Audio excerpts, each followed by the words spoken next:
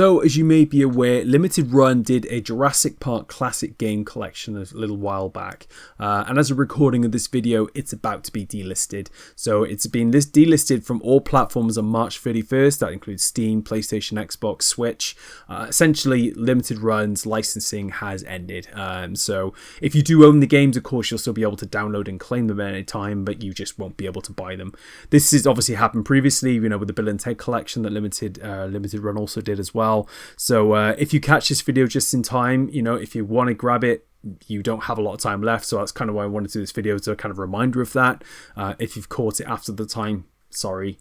But I also had two very interesting stories to talk about two of the games in this collection. Kind of one of them, I'll explain in a moment. So this collection commemorates the 8 and the 16-bit eras of the franchise. So not the so much more modern interpretations you've seen, like, Jurassic World Evolution games. There was also the Trespasser game that was announced fairly recently. It was kind of more Alien Isolation style. This is more celebrating, action, platforming, and a bit of puzzling, and even first-person shooting. Yeah, I'll get to that in a moment.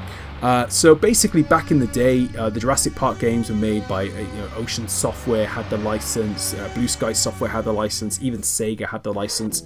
And it's one of those interesting situations where the 16-bit versions of the games did differ. So I've mentioned this previously about Aladdin had different versions on the Mega Drive and the SNES. So did Jurassic Park on the SNES and the Mega Drive. So that's why in this collection you're seeing the two different styles on the two different formats. So in this collection particularly, you have Jurassic Park on the Game Boy, NES, and on the SNES. So those games are all largely similar, except they're obviously older versions of that and slightly demade versions of that, which you're going to see in a moment. There was also the Mega Drive version of the Jurassic Park, which just want to have a big story about. And then there was Jurassic Park Part 2, The Chaos Continues, both on 16-bit and portable, and then Jurassic Park Rampage Edition. So yeah, we're just going to dive right into this because there's some interesting, compelling things about this. I also want to illustrate as well, there was a couple of other interesting games that were not included in this. For instance, the Master System had a game on the Game Gear did as well. There was even a point-and-click adventure on the Sega CD. The 3DO had a Jurassic Park game that's not included. But interesting, what I want to talk about is the PC version, because it's actually the version that I played. But as a result of that, it's very similar to the SNES and the NES and the Mega Drive versions of it. But I actually played it on PC. So my experience is slightly different, but it's the same game, largely. But anyway, to the stories I want to talk about. Obviously, before that as well, I just want to say with this collection, you've got the usual things and features in there, like, rewinds and borders and filters, which is great for preservation. And some of these games haven't aged very well, to be honest with you. But, it's a good way to at least go back, try some tougher sections, and as a result of that, play them on better hardware and sets and such. So, to the stories. The first one we'll talk about is the Mega Drive version of Jurassic Park, which is probably arguably the best part of this collection, in my opinion. So, when it comes to games in my life as a child, I traded twice in my childhood life. So I think if you think back to those days, we didn't really have the CXs, so we could trade in games and get a refund. Obviously with digital libraries, it makes it a bit tricky to do that, although Nintendo and both Steam have kind of loosened things up a little bit there, so you can like trade within your family group, so you can trade with your friends a little bit digitally. But when you had expensive physical cartridges, you didn't really have a way to give those back, trade them in, get some money for them to get something else. You were kind of a bit constrained on what you could buy, right? And because these weren't cheap, these were like 40-50 quid a pop. And so what you inevitably did start seeing with people or kids swapping their games a little bit more. It was just kind of it was a done thing, right? And so with my sister, I mentioned previously on the channel, she has cerebral palsy, and so as a result of that, we took her to a lot of clubs, both in the evenings and the weekends. She made some friends, had pottery classes, to do physical things that she couldn't do in school. So I mentioned like pottery classes. That's like looking at playing games with other kids, and just like trying to socialize a little bit more, make some friends. And I kind of made some friends with some of them as well, right? And because there were kids around my age. So this particular kid that I'm going to be talking about was about the same age as me. He was about 10. And as mentioned, we all would have had different Mega Drive collections. He had the much cooler, and I had friends who had like games like Mortal Kombat, which I desperately wanted, and my parents would never have bought that for me. So, so I had to deal with that a little bit. And Jurassic Park was also a game on that list, because I think with the Mega Drive particularly, it was seen as kind of a joint presence. So because of that, you know, we ended up with a lot of the Disney games, so games that my sister would get into. So I mentioned she was really into Sonic. We had all of those, no problem. But then it was getting into games like, you know, The Lion King and Aladdin and, you know, The Jungle Book, Pinocchio. But we had one of the lesser known Disney games on a collection, and that was The Little Mermaid. And I know that game was legit, and I know it's rarely ever seen or talked about, but it existed. It definitely existed because I owned it. And the reason we owned it is because my sister was absolutely enamored with The Little Mermaid. So you mentioned I love the turtles, she adored The Little Mermaid. And so we had that game. I think, as I mentioned, you know, she definitely struggled to use the pad a lot of the time. You know, we tried to play together with my mum, my dad, my sister, you know, and just try to help her. But often it was just a case of she just couldn't really play in these games, and you know, it really sucked. But as a result of that, I didn't really love it. It wasn't my favorite. You know, I much preferred to play, as mentioned, you know, The Lion King, or you know, games like that, or you know, Sonic. So it was kind of just sat on the shelf, just gathering dust, right? And it was just, you know, it was a shame. Another Disney game I just remembered, by the way, that we also owned was Fantasia, which is also an extremely rare game, and Castle of Illusion. So we had a lot of Disney games on the Mega Drive.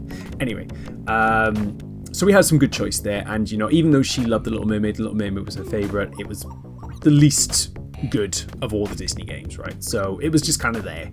And I really wanted Jurassic Park, like, you know, and I don't think my parents were in a position they were going to buy it for me or anything like that. So we kind of both got approval, should I say? It was approval? Sounds a bit formal. We got the green light from mum and dad, both sides, to swap the games. So he had Jurassic Park, which the game was everyone was talking about at the time. And I had The Little Mermaid, and he actually wanted to play The Little Mermaid, and so we swapped. And so I reckon the dude, as I mentioned, you know, like I had two trades in my life. One was a very good trade, and I feel like this was that good trade. One was the worst trade ever. That's for another video for another time. But yeah, I feel like I kind of lucked out on this trade, and I'm sure the kid's probably thinking to himself now, you know, years later, do you know what? This was the worst trade I ever did. But anyway, I got Jurassic Park from this. I was very happy.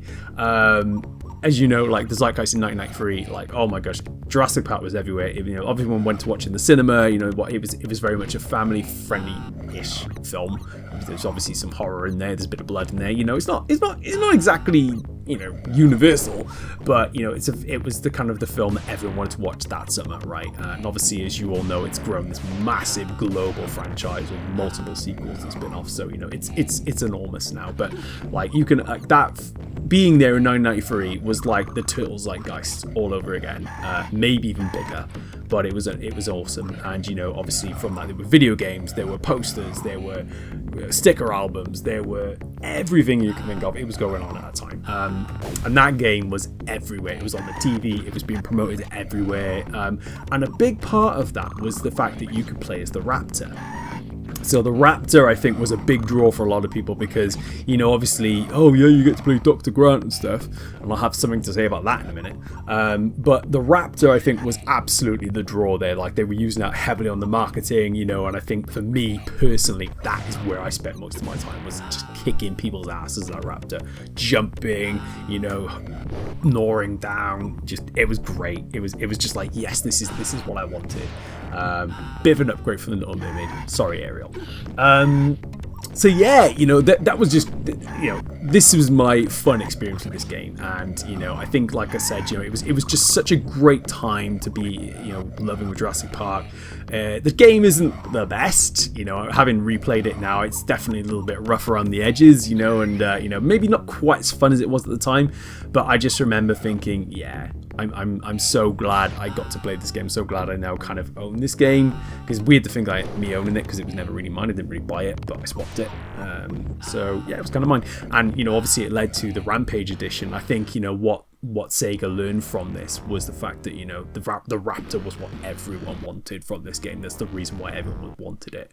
And so the Rampage edition heavily leaned into the Raptor in the marketing as well.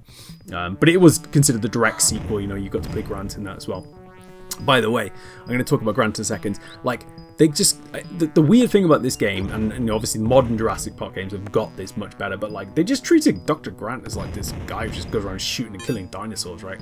Okay, I know he uses tranks and stuff, but, like, the dude is just literally just shooting everyone and everything, you know, and just, like, throwing grenades at dinosaurs. Like, did they not watch the film? Doctor, you probably got more of a thing of, like, Malcolm being that guy, right? I don't quite know the full story there, but I just thought it was kind of interesting.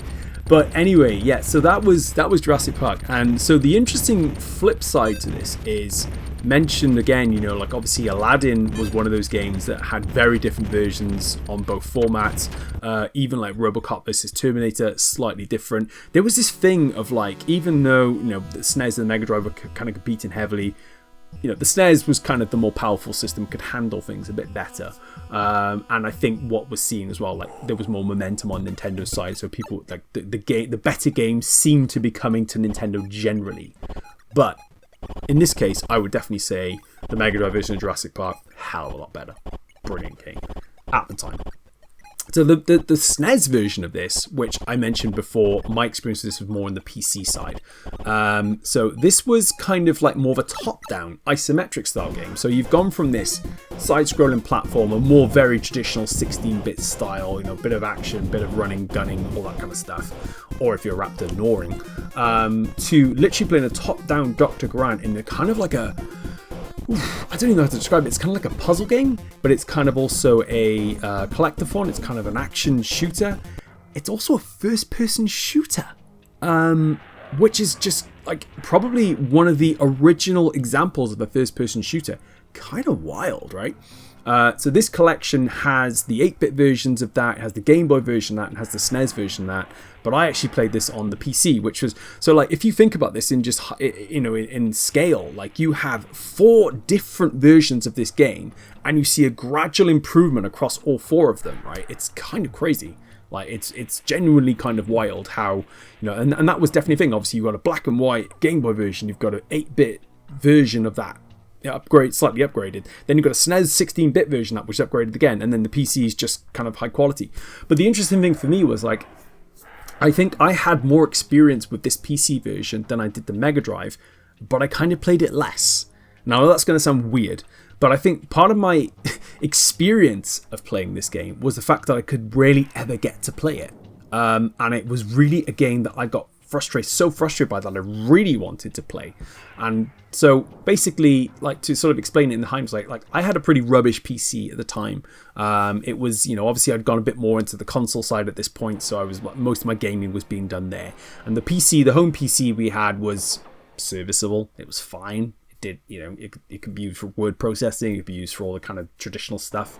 It wasn't really gaming centric, should we say. So I think the big part there was that when I tried to run games on it, the few times that I did try to run games on it, they didn't really do too well. And Jurassic Park was one of those games. And, you know, there were times, and I think players, like, if you were back in the PC days, you'll kind of understand this a bit more. Sometimes a game would work, and then sometimes it just would not work. And there would be no kind of explanation as to why. It was odd. And that's exactly what kept happening to me with Jurassic Park. There were times when I would get like this brief window of time to play it, and I would be able to play it for maybe the max an hour, maybe like half an hour. So I'd be wandering around doing the thing, and then it wouldn't work again for weeks.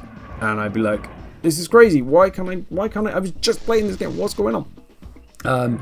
It sounds bizarre in this day and age, right? But it happened. I swear, I didn't make this up.